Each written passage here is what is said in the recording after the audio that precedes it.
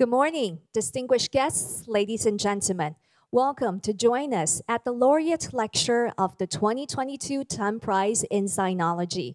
I'm Angela Liu, your MC for today's event. To begin with, we would like to invite to the stage the host of this lecture, Professor David Derwei Wang, academician of Academia Sinica, to give us the introduction. Ladies and gentlemen, please give a warm welcome to Professor Wang.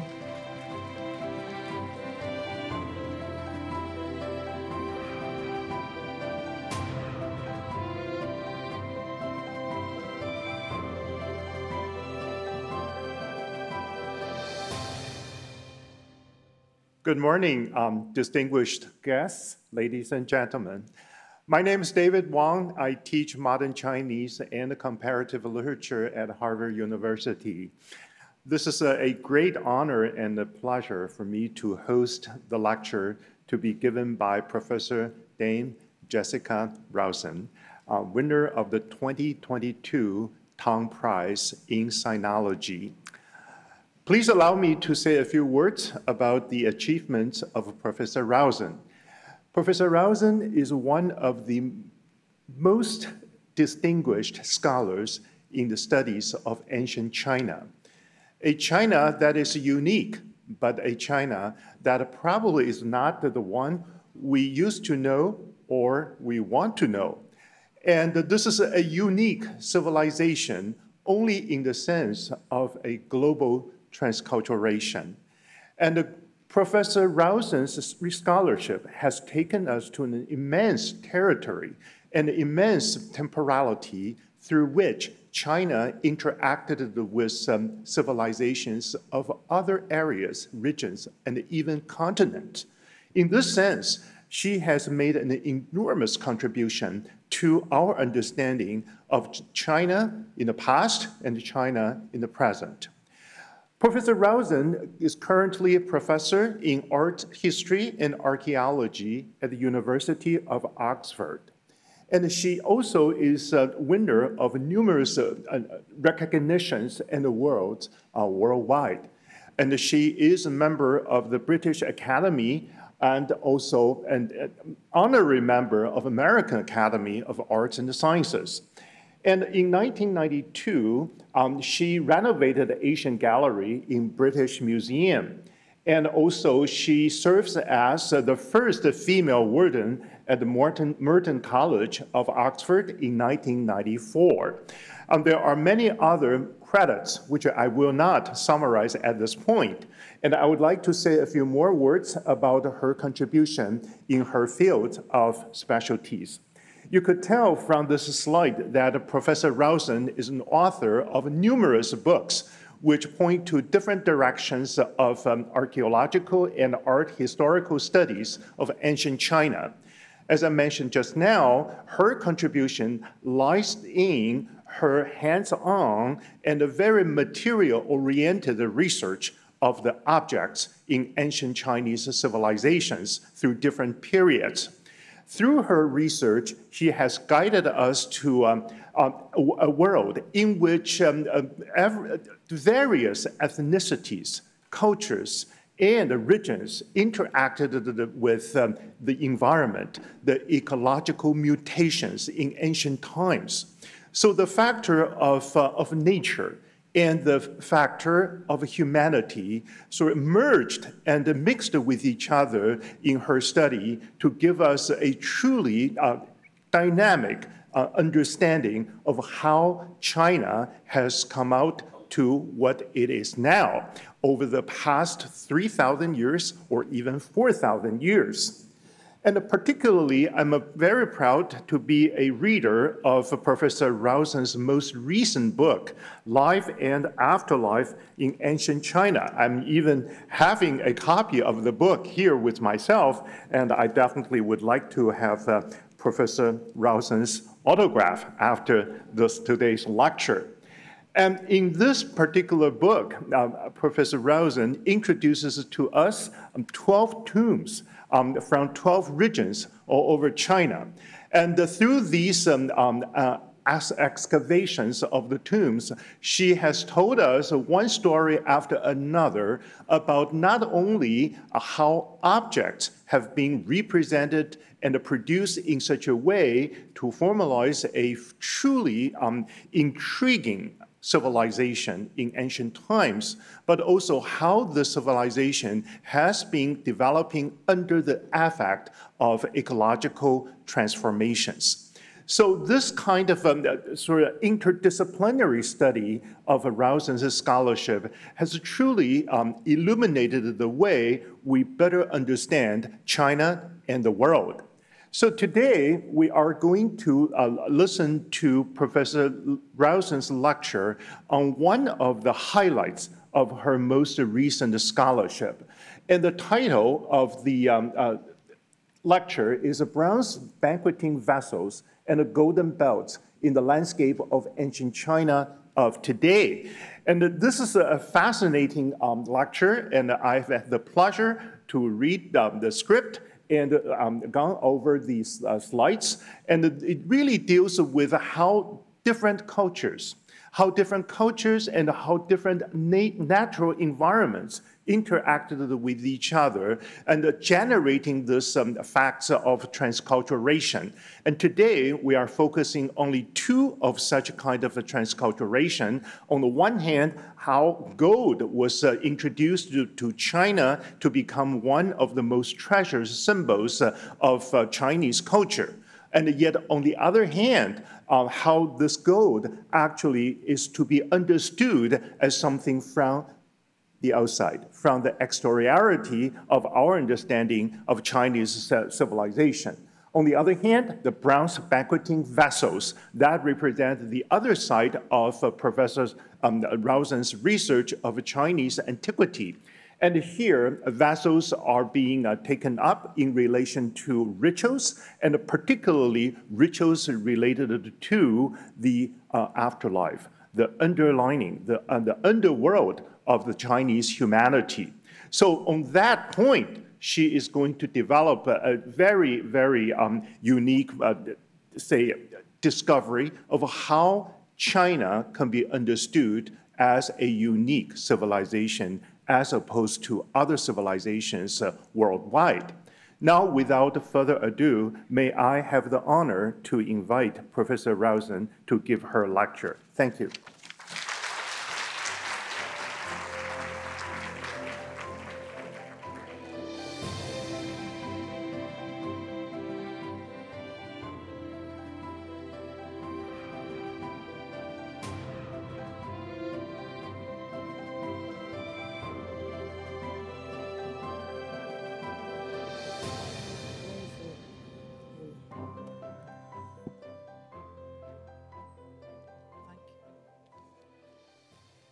I would like to thank, of course, Professor Wang for that wonderful introduction. He's obviously read everything I've written, and I'm quite overwhelmed by that thought. It is also a great honor to have been awarded the Tang Prize and to have my view of China brought more widely for you to listen to and to learn about. But the Tang Prize also is vitally important in spreading all sorts of important aspects of humanity's activities, and the role of China and the presence of China in our world is actually one of the most important features of today. I put the gold belt along with the bronze vessels to show you that I'm actually going to talk at three levels. I'm going to move from the objects to a much deeper view of how China has formed its culture and how it relates comparatively to the world of the West, because not only is so much of the power structure described by Professor Sachs dominated by ideas developed in the West, in fact, a lot of art history, anthropology, and the understanding of China is based on Western ideas. And I want to suggest that we should look more closely at China and see how its views and ideas are constructed. And it's typical in working in a museum or in a university to look closely at the objects, to think about what these represented and how they were made, to make qualitative views about whether they're beautifully made or less effectively made, whether elevating on the base is intended for some particular reason. In other words, we look closely at the objects and we think of their function in the society. And then if we turn to the belt, we see something completely different, a belt of either leather or hemp through a set of gold rings. These are actual circular oval rings around the belt. And actually, it's quite impossible to see anything like this in China. So I'm going to contrast the two societies that made these two different categories of object, but I'm going to go much further and argue that we also should think about the underlying geography, the underlying environment in which these two societies were created. And I'm going to suggest that we don't do that often enough, and it's these underlying fractures across the Eurasian continent that determine not only the past, but today. So I shall show many maps, and this map has some benefits. I'm not very good on the different buttons. This is China, and I'm going to call it China, though in the period in which I study, it is not China. It's a large area, a large landmass. But you can see from the vegetation that there's an enormous difference here. This is an area of very high land and also enormous deserts. And I'm going to talk a lot about the Tibetan Plateau. And then out here in the north, this is not crops. This is the taiga, the great forests of Russia leading into the tundra. So if we go to the next slide, it's not, is this close enough? Here you see the geography better. And one thing I would like to emphasize today, as in the past, this is East Asia's largest cropping land. This makes China exceptionally prosperous alongside everybody else. And they add to it this little, it's quite a large basin, the size of England, really, that adds more cropping land. So China is already the dominant power through its crops. But then we're going to look at the Loess, and I've marked a few sites I'm going to mention. But above all, I want you to notice this. This is something that lies between Western Asia and China. And all too often, the whole of Chinese history is compared with that of Western Asia. But there is absolutely no way to walk across this. If you have animals and population that is not acclimatized to these enormous heights, you cannot walk. So the only walking area is up here. But this huge desert, this very high land, drives people this way, across these mountains, and then this way. Now, we talk a lot about the Silk Road. We will come to the Silk Road. But actually, what is much more important is that the contact is across the steppe and through these very high mountains. And you will see why they're important as we go along. But over here, it's quite a long way to this cropping land. So we're talking about a large part of Eurasia, and it is all interlinked in the past and now.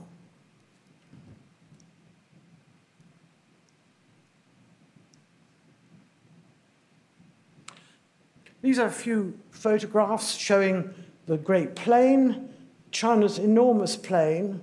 This is millet and vegetables, this is rice. And here, however, we have a desert.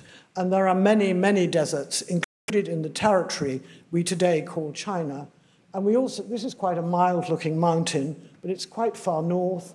They're growing maize, actually, which is imported from America much later. And there are huge mountains in China.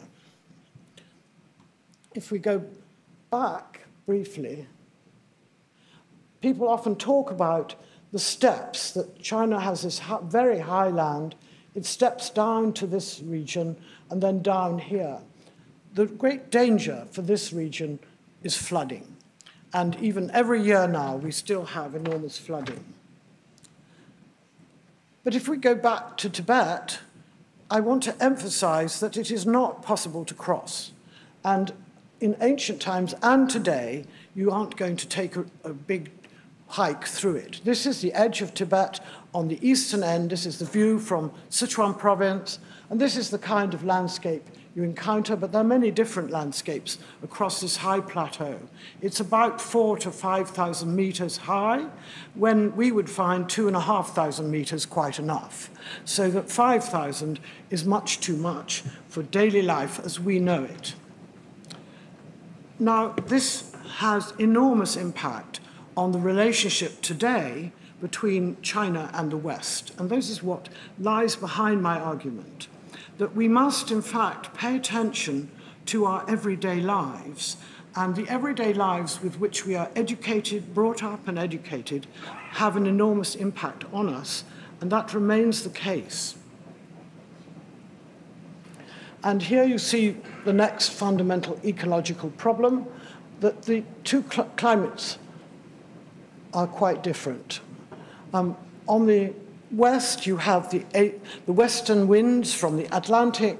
On the east, you're in the Pacific monsoon, and both have serious borders. You cannot cross the border and still find the crops.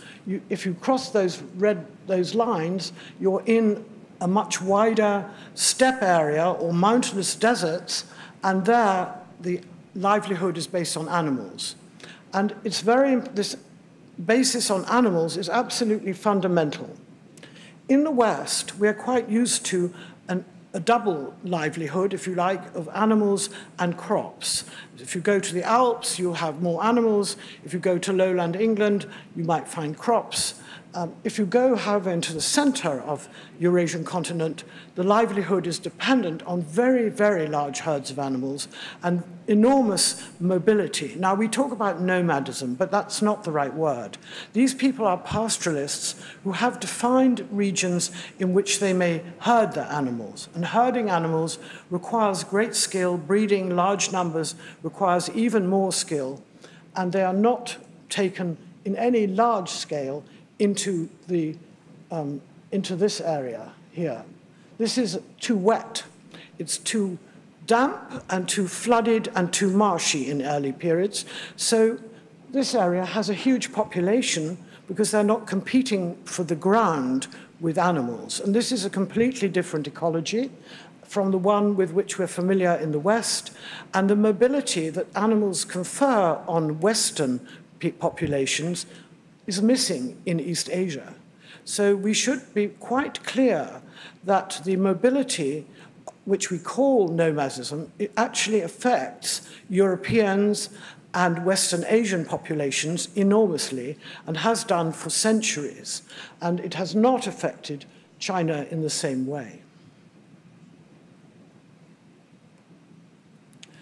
So I just put this in a more cartoon form. Here you see Tibet. And here you see that it is the blockage between agricultural China and Western Asia and the Mediterranean. The link, there's a double link. There's the Oasis Desert link, which we call the Silk Road, and there is the Steppe Road. And you can travel, you can travel here with difficulty. It takes 2,000 years for the herded animals to be moved across the Eurasian steppe through the Altai Mountains to the lowest plateau and down here. In fact, the main herded animals do not make it into agricultural China. And however, they dominate not only Western Europe, but also large parts of Western Asia, where the people are equally mobile. So we have, if you like, three areas. We have the sedentary, very, very rich agricultural China. We have Western Asia with a degree of mobility, and Mediterranean also. And we have the large routes across which people do move, and they move at different times. But I wouldn't present it as a trade route. I will, in fact, argue that it's a horse route. Now, I'm going to summarize a few of the stark contrasts between the West and the East. Here you see quite different uses of metal. On the left, you get this beautiful cast figure of a deity made in the Mediterranean area. And here, those vessels I showed you before, these are used for the offerings of food and drink to the ancestors. And they're buried in tombs, but they're also used in everyday life. So they're completely different technical abilities. The availability of metal is different, and the technical casting system is completely different, and the purpose for which they're used is markedly different. And if we go from the figure of Poseidon to the god Amon and his clutching the figure of the ruler Tutankhamun between his knees, you see this constant effort to present deities and power in human form. And this is immensely different from China. China does not go for sculptures that present power in human form. What they do is to make vessels to ensure that the ancestors are continually present and provided for. And if there was one difference between the Western group west of Tibet and the Eastern group east of Tibet, I would go to this. They lead to two completely different societies, and we need, in the modern world, as Professor Sachs has said, to show respect for both systems. What results from these two belief systems is in the West, we have religious domination by individual groups, the Christians, the Jews, and Islam in the later medieval period, and they generate communities of believers who do not have to be related to each other. They are not kin-based. They are of different statuses and levels, often of different tribes. They are much more diverse, and they form a semi-egalitarian group. In China, the ancestor cult is confined to the family and the clan. And this leads to a pyramid structure in which seniority dominates. And then this seniority also dominates in localities, in village organization, in local organization, and eventually in the state. And we have to recognize these two different belief systems that inform the whole of the social structure if we are to appreciate the enormous strength of China. Because China proves itself again and again to be one of the most strong and dominant social and belief systems in the world. Because despite many incursions, many people invading China, and also the movement of beliefs on the Yellow River moving south a long way, thousands of kilometers, despite all that diversity and movement, the belief system remains dominant. There are, of course, some very simple comparisons one can make of gold in the West and jade in the East, and there's plenty to say about that. I won't go into it in detail. You're looking at decorations around the necks from Britain and Ireland and from the Scythians, the Greek-influenced Scythians near the Black Sea. And here we have one very early jade, but the other two are quite late, around the Han period, that is 200 BC. So we're doing very well in this comparison, but this is a quite light-hearted one if we just look at the items. However, if we look at what lies below the ground, we see something quite different. And this is a very, very important difference. China consists here, as you see, of different geological plates. And if you ignore the plates, you fail to see that the gold is actually more concentrated in this northern plate, which is part of the Altai Mountains of Siberia and of Mongolia, and this is not a gold area. So, but it's even more serious for the Chinese in the early periods that copper is not well distributed in this northern plate. So that looking for copper has to take place on the Yangtze River or occasional small amounts in the northern provinces. So this is part of the incredible industrial level skill with which China looked for resources and then used these enormous amounts of bronze, that is, involving copper, tin, How they got to the tin, none of us understand. The tin is most abundant today here in the far south, and of course lead, which is ubiquitous and is used also with the copper and tin to a limited degree. So wherever there are mountains, there are more likely to be resources of metallic kind. But if we just remember that I said that China had the biggest agricultural area here in the east, the whole of East Asia, that is not a place to find metal.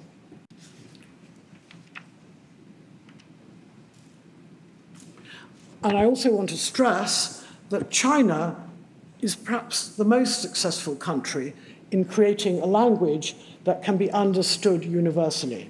Though there are many different languages and dialects in China, it has a script that everybody from north to south can read, and also a script of the distant past here on the oracle bone that is intelligible today. And that is quite remarkable. There's no other country in the world where the past and the different regions can be united in this way by a single script.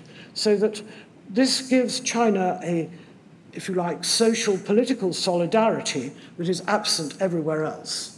And here, if we go to the west, here I've chosen something from the great Persian Empire, the Achaemenids, who in the 5th century BC wrote their script out.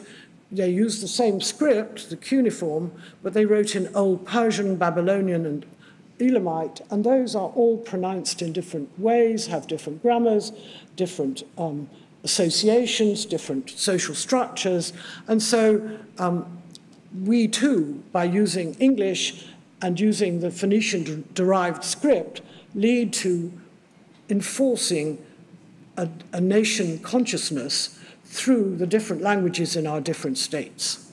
So China has several strengths: the great cropping area, the development of the shared belief in the power of the ancestors, and this script. And in my book, which Professor Wong has mentioned, I've shown how this makes for an enormous, if you like, southward movement of a single culture that creates the China we know today. So if we go to the next slide, however, we see that there's a further geological issue. Here, we're looking at the Forbidden City on the one hand, and again, we're looking at Iran. Iran is an extremely important country to Western Europe, and to the Greeks, it's greatly underestimated, but it shows that we in the West favor stone, and here in the East, they favor a platform structure on which wood is used. And the wood is developed in a particularly clever way so that it can be prepared in a workshop, carried to the site, and put up immediately. This is part of the extraordinary technical achievement. Long before we have computers, China has a production system that nobody else can match, and they exploit it in their architecture. But the reason for their structure is this. Here, I've marked on a map a very clear Loess Plateau. This is an area of extreme dusty sand that in the west is several hundred meters deep. In the east, it's more here or here. It's more like 10 meters. And in between, among these mountains, it may be as much as 30. The sand covers the ground, like you see here, and you don't find stone. And so as the culture developed in the late Neolithic, we're talking 2000 BC, they were already making platforms and already placing wooden structures on platforms. So that this embodied, it set up an architectural style that lasts to now, down to the 19th century, and you will have all seen it in the Forbidden City or the temples of the Buddhism and for the elites. So this is something that architectural historians, archaeologists almost never mention, but I think if they don't mention it, they're missing one of the most important features of China that leads to a complete difference of approach to the environment, to building, to use of resources in the West and the East. I could elaborate on why Taipei looks like it does, but it is partly because they have taken their architectural system from America and they've missed out the whole stone structure which led to the 18th and 19th century versions of Roman buildings, Gothic buildings, and so on.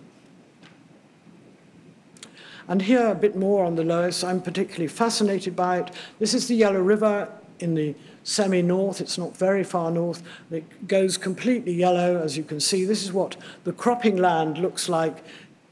It's now much more covered in green, but this is, if you make terraces in this Loess, this is what it looks like. And it's so stable that you can dig and live in cave houses. And from the late Neolithic, there are cave houses across this huge area. And when I talk next at the National Palace Museum, I will talk more about these exceptional tombs. China has the most important tomb culture in the world, and it's never talked about because it's not visible above ground. But this tomb goes down between 14 and 15 meters. That's the height of a 3- or 4-story house. And the Loess is completely stable when it's dug down in this way, and it remains open while the funeral is conducted. This is a tomb at Anyang, that is of the 1200s BC, in the royal cemetery. This is a royal Shang tomb, and I've just put a little table on one side showing that it's probable that these deep digging started with wells to get to water in an area that is extremely arid. So this is an unknown area. This is an area that I've been particularly interested in and have written a paper which is being reviewed at the moment about how these tombs developed. And these are the startup of the tombs we all know much better, the great Tang tombs, the great Ming tombs, and the great Qing tombs. It is not a system that stopped. It went on, and it provides the mansions, the palaces, and of the elite for the afterlife. And we should never, never underestimate the importance of the afterlife and the role of the ancestors in the lives of everybody in what I would call the Chinese-speaking region, both in the past and today. It's always grievously omitted. People talk about Confucianism or Buddhism. No, you should go right back to the Bronze Age and beyond, before that to the Neolithic, where the provision for the afterlife is extremely complex and extremely beautifully done. Indeed, this is a set of banqueting vessels, and that's why I mentioned the banqueting vessels. The banqueting vessels, in some way, provide the definition of this ancestral cult in the early dynasties of the Shang and the Zhou, and they are extremely valuable in terms of metal. Nothing like this is made in the West. We could not have afforded in the Bronze Age to use such quantities of metal in making such vessels. And here, too, the Loess is exploited. These are a couple of mold fragments recovered from a site of the Shang dynasty, and the research on them is extremely complicated. There are lots of debates about it. And more, they have learned that it's the Loess that makes for this very, very fine decoration. Without the Loess, the casters, the metallurgists of the past would not have hit on something so elaborate and so finely decorated. This skill, this usage is confined to the central dynastic sites. Here you can see that I've put the vessels here in the red dots. These are sites one could argue are occupied or controlled by the dynasties of the Shang down to the 11th century and then onwards through the Zhou. In fact, carries right on to just before the Qin dynasty in the 3rd century. So the vessels and the ancestral cult is really closely associated with this large, very prosperous cropping area. Round the edge, something else is happening. The bronze casting skills are used or known about, but they're used quite differently by very different people. I'm not going to talk today about the south, but the south is an area of immense importance because it is, in a sense, the bank or the reservoir to which people could move when difficulties moved in from the north. There is absolutely continuous movement from the north, and therefore, over time, people move south to this very fertile, but also very, very wet area, the big Yangtze River, and its tributaries, and it's in this area that quite different bronzes are found. So China is a country of great regions, and what we have to understand is how this group of people's beliefs and systems of living and government gradually indeed move south.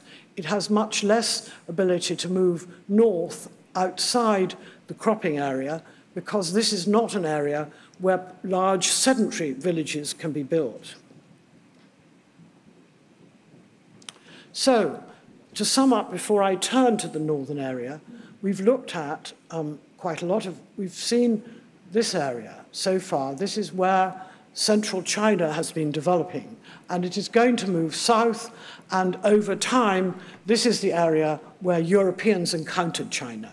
So I'm not going to go into that period, but this is where the encounter with the Europeans took place and where the arguments about trade took place.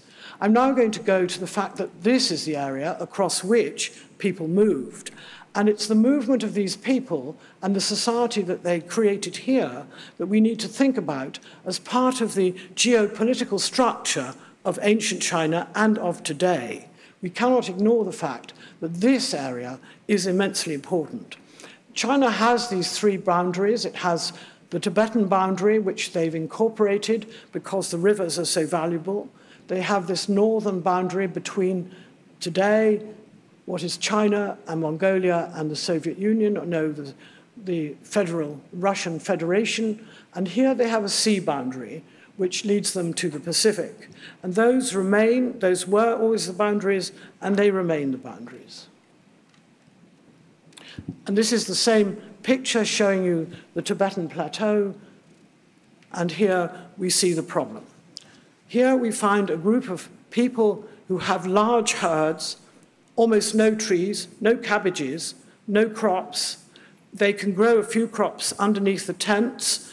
If they live in tents, they live in yurts, and then in the summer or the spring, they raise the tents. The ground beneath the tent is soft, and they can plant crops, they plant millet, they move with their herds, and then they come back and harvest it 45 days later. So it is possible to grow crops, it is possible to have winter villages, but they're basically mobile, but they have negotiated group by group to see which areas each group may use for pasture. And the horses are critical. The animals, the sheep and goats and the cattle were domesticated in northern Mesopotamia on what is called the hilly flanks. The horses were probably domesticated in the western steppe or near Anatolia. All of them move over 2,000 years towards China as they displace the hunters that lived there before. And this is very easy to look at the pictures of horses in China or to look at the tomb figures and think these are friendly. They are not. They are the tanks, the powerful weapons of their time. And riding them is an absolutely essential skill that is developed in the north, outside China. And I've spent time visiting these areas. This is Mongolia, and here you see what is called a deer stone. This is a deer stone with a portrait of an individual at the top. This is his ornaments. This is a rubbing of everything on that stone. And these are deer on his clothes, and he has a belt. So first time we meet a belt. You don't need belts in China. You have a sash round hanging clothes. But here you have a belt with weapons. And the horses are an essential part. Here is a burial mound, and around them are deposits of horse heads and horse hooves. This is all in Mongolia, and these are the product of rituals where the people return yearly or monthly to offer a ritual to the dead. So we're in a very different world. instead of the food and drink that are offered to the ancestors in China, we're looking at a group of people with horses who offer their precious horses as offerings to the dead. So we're in a different world. And this world never mixes on the northern slopes, but the Chinese are extremely skillful in bringing in people into China who have horses, enabling them to defend themselves against these fierce opponents, and they convert them into members of Chinese society. And this is probably one of the aspects of China that is completely overlooked. The horses are, of course, completely connected all the way back across Eurasia. They've come across Eurasia here, and they've come and they've gone also north into Europe. And if we want to understand today's problems that Professor Sachs outlined, we have to remember it's not that we are naturally fighters. We have always had tanks, and we've always had them in the form of horses. And China has not exploited their horses in the same way because they have used them to fight the north, and the elite have never ridden horses. The elite, the kings of France and Britain, of Germany, of Hungary, have always ridden. In the East, the elite are educated, they're great writers, they write documents, they keep records, and there's a very different social structure which we ignore. But we shouldn't ignore, of course. Here is an example of the kind of celebration of the horse in the steppe. And there are two examples in Kazakhstan where they've given the horses the great curving horn of a mountain goat, an argali. And so they dress their horses like this, both as ornament and in death. And here is one from the extreme north we're going to talk about. And this is, again, a horse buried with all these ornaments in Kazakhstan. And this gets adopted in the borders of China. So here come the horses into China.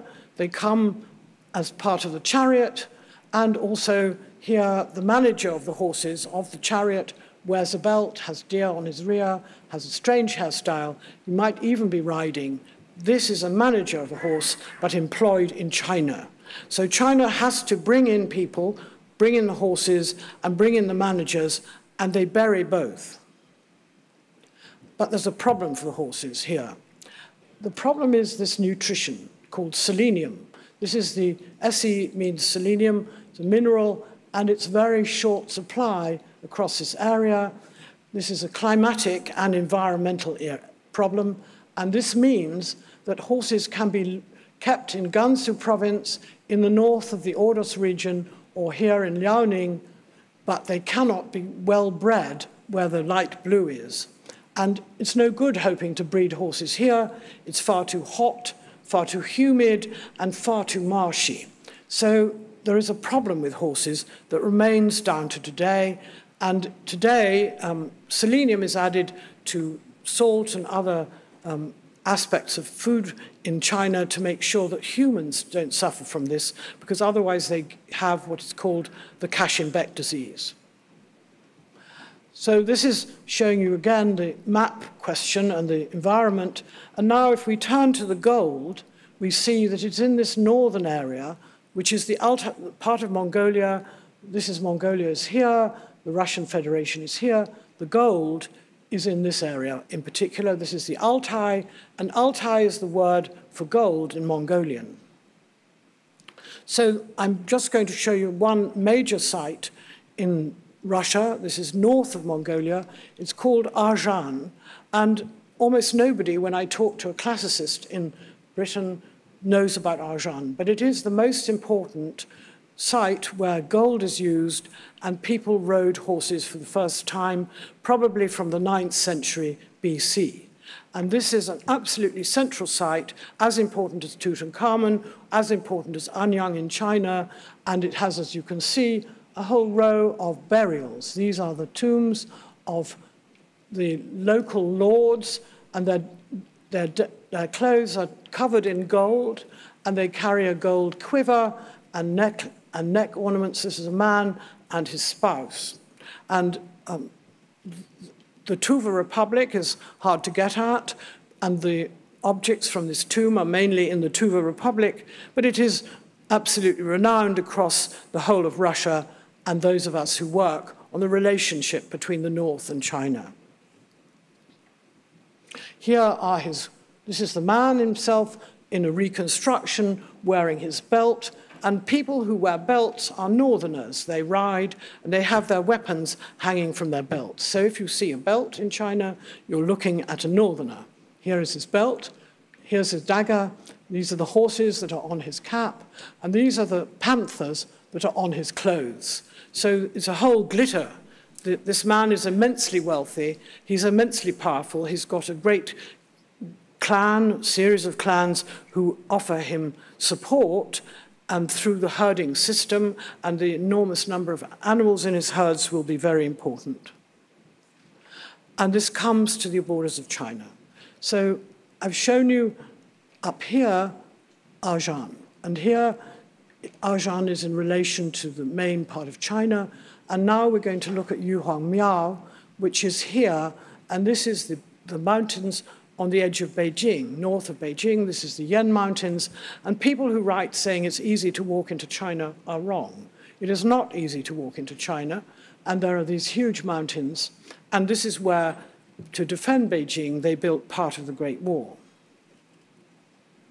And now we see a burial from this region, and we see for the first time in the Chinese territory the burial of horses' heads. This is not a member of the Chinese elite at all. He couldn't be. He has gold panther around his neck.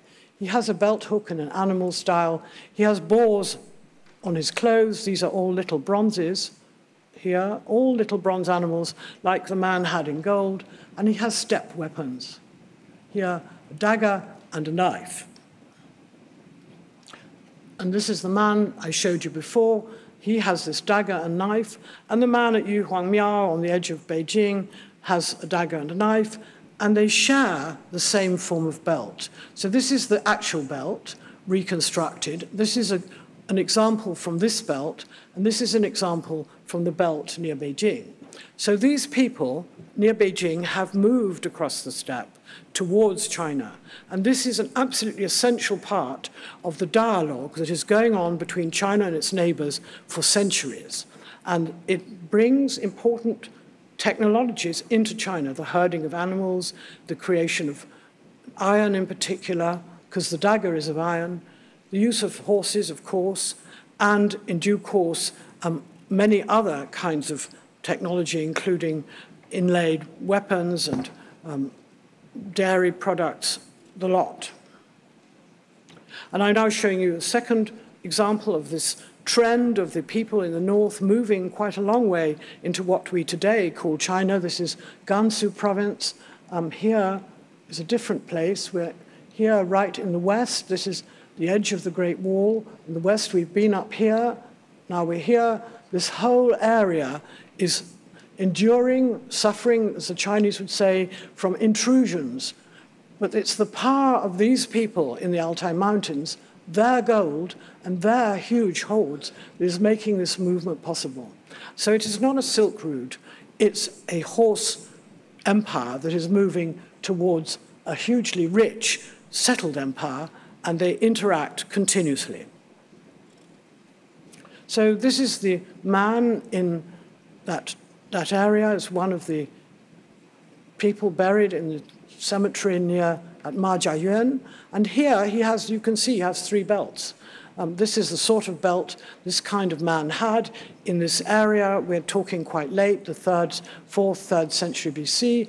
He's in a catacomb. There's a particular kind of steppe burial, and he has a large number of chariots, brilliantly decorated, which are also showing the skill of these people to adapt to the Chinese area, where chariots are very important still. They are riders, but they're also chariots. So we're seeing the creation of a second, if you like, polity or series of polities across from east to west. This is not a west to east, this is an east to west movement, and you see the gold belts.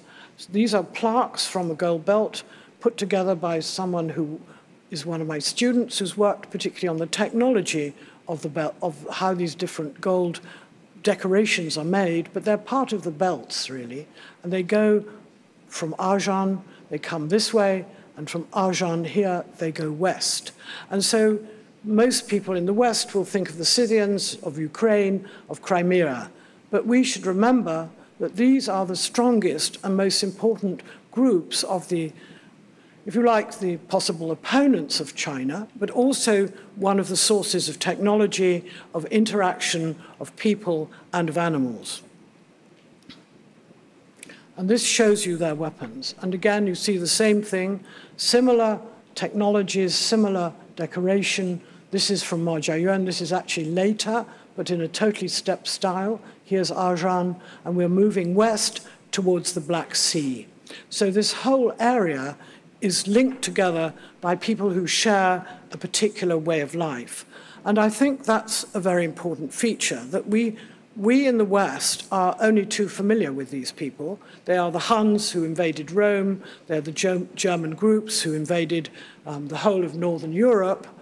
And here, China did a better job in some ways by fending them off somewhat and incorporating them within their state so that they benefited directly from their state without being taken over. The Chinese language, the Chinese ancestral sacrifices, the offerings continued. They were not interrupted by these people. They acted as contributors. They were often converted into the Chinese practices, but unlike in the West, they did not take over the states. So we see two very different reactions to these very, very powerful groups of people. And I think one should never underestimate the mobility and the animals. We are only too willing to say that being settled based on crop farming is the most powerful group of people. I think I would always pay a lot of attention to the mobile and the people with large numbers of animals. Because with animals, when faced by famine, faced by ice, as these people often are, you can move. And that gave them great flexibility and made it possible to populate the whole of this area. This is an enormous area, much larger than China, much larger than Europe, and very, very hostile in very bad winters. And we see the way they infiltrate. We've met this man several times. He's from Arjan. Here is the Oxus treasure. It shows them entering Iran. Here we see a similar man, belts, boots, wonderful gold decoration. He's in Kazakhstan. And here we see a member of the Terracotta Warriors. What does that tell us? He's wearing a belt. He's got short tunics. He's wearing soft trousers. And above all, he has soft shoes. And the soft shoes tell us, like this man, and this man, and this man, that he's a rider. So the riders in the Terracotta Warriors, in the army of the Qin emperor, were outsiders. They had been brought into China. They brought the horses as well, and they've made the Qin powerful. So this is an example of the adaptation and skill of the Qin and their background, the Chinese language, the calligraphy of the characters and of the ancestral offerings and the belief in the power of the family and of the ancestors that has led the dominance of that set of Chinese protocols, if you like, or Chinese beliefs, Chinese practices, and has enabled China to do different forms of adaptation of the presence and proximity of the outsiders, actually right down to the time of the Qing dynasty, who are, of course, just another member of the outsiders. The Qin also, despite being a rather Western group of people, had already adopted the offerings to the ancestors in food and drink, as here, but actually on this piece, you see two animals. They combine features of the traditional Chinese offerings with features of the pastoral life that they knew. And this use of these ancient vessels carries right down into the Ming and Qing, here in copies, which you see in ceramic, but I could produce today for you images of these bronzes in offices of the party, in temples, and in great palaces around China, so that the tradition of this offering to the ancestors has continued and is recognized throughout China as an essential part of their history, and we ignore it all the time. So as a Westerner, as a European, what I think is the most important thing we should do and can do is to think more deeply about what the paraphernalia is, what the objects are, what the way of life, what the belief system is of China, what unites it, even down to today, and consider the power that it has given them over many millennia. So here I summarize what I've said. There is this complete division at Tibet with the ancestral beliefs, the Chinese characters, the Chinese construction system against the stone, the multiple languages of the West, and the figural sculpture of the West. And they're joined together by the people of the gold belts and by, above all, the horses. And we shouldn't romanticize the horses. The horses are the weapons of the past. They are essential to the skill of this central group, and it's a skill that until the 19th century was dominant in Europe and in the USA. It is not anymore. Now we are into a different technology, but it's just as dominant here. Here are the gas pipelines of the Eurasian continent, and they're moving from the Russian Federation into China. And here is one of the largest copper mines in the world, and it's in Mongolia. And that is essential for the electric cars and the electric system of energy for the Chinese. And this is part of their monopoly of this section. We have to remember that it's part of a long seam of copper that runs across Central Asia and to the north, but it's inaccessible in the north of China and in the Central Plains. They have to use this northern group. So the gold has been replaced by the copper, and the horses have been replaced by the gas, but we're still in the same dialogue that we always were. And those of us who underestimated the relationship between the Russian Federation and China should think hard about this ancient gift to the world and of China's power then and now. So I end with a map again. We should always look at the map. We should remember the three boundaries. And we should remember that in order to understand how this region hangs together, we need to look at the past as well as the present. And we need to be less categorical about what will work and what will not work. We need to think about how people construct their society and how they present it to themselves, because we all present our social and our artistic life to ourselves, and we present it in churches in the West, in great tombs in the East. We think differently, and we have different priorities, and we must never think that our priorities need to override everybody else's. We need, in other words, to be balanced and think about the different roles that different people play across this huge, huge area. We belong to the far end in the West, but you here dominate in the East. I'm delighted to be here to tell you about the world that I've come to know and love. It's a difficult world, but it has been a very exciting journey for me. And I hope that everybody who is younger and working in this area will go forward and think further about the relationship of these different ecologies and landfalls to each other. Tibet, Xinjiang, Mongolia, Kazakhstan, they're all part of one story. They're not separate. They're joined together, and you have to work with all of them. Thank you very much. Thank you very much to Professor Rawson. Please take your seat.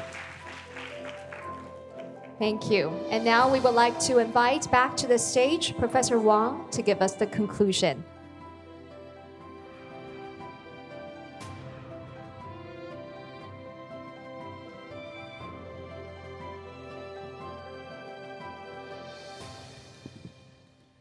Professor Rawson started her lecture by highlighting the factors of environment, such as climate, such as ecological and geographical and geological dynamics that predetermine the matrix of a civilization such as China.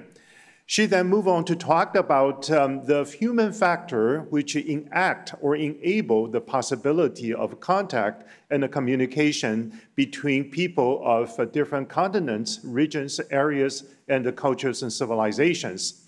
So this is truly a very lively history that we have been through over the past 3,000 or 4,000 years. Through minute details, particularly details in relation to objects such as a dagger, the patterns of a dagger, such as a gold belt, such as banquet vessels, bronze artifacts, and so on and so forth. Professor Rawson was able to discern the very nuanced communications and networkings among different peoples and regions and even civilizations. And therefore, as a result, she was able to tell us a truly marvelous history about not only China, but also the whole world. And this history cannot be only understood through language as we normally get access to, but also through objects. So here, the material entities from ancient times to the present serve as the linkages that help us to better understand the immensity and the perplexity of Chinese civilization in particular and human civilization in general. This is a truly remarkable scholarship, and only we have this 1 hour to learn so much from Professor Jessica Rawson. I believe many of you, like me, just couldn't wait to read more of her scholarship through her books and the discoveries. But on this note, we'll have to conclude our lecture today. Thank you very much, Professor Rawson, for your contribution to Chinese and the sinological studies. And thank you, everybody, for your being here to share this very treasurable period of time with all of us in honor of the Tom Prize laureate. Thank you very much. Thank you. Thank you very much to Professor Wang, and thank you once again to our laureate, Professor Rawson. Ladies and gentlemen, this concludes the laureate lecture for sinology. Thank you for joining us this morning. Please don't forget your personal belongings as you leave, and we wish you a good day. 各位来宾，第5届唐奖得奖人演讲和学场到这边告一个段落，非常感谢您的参与，也希望大家都有满满的收获。离场时，请记得您随身携带的物品，并且归还您所借取的同步口译接收器，取回您的证件。祝福各位平安顺心，谢谢。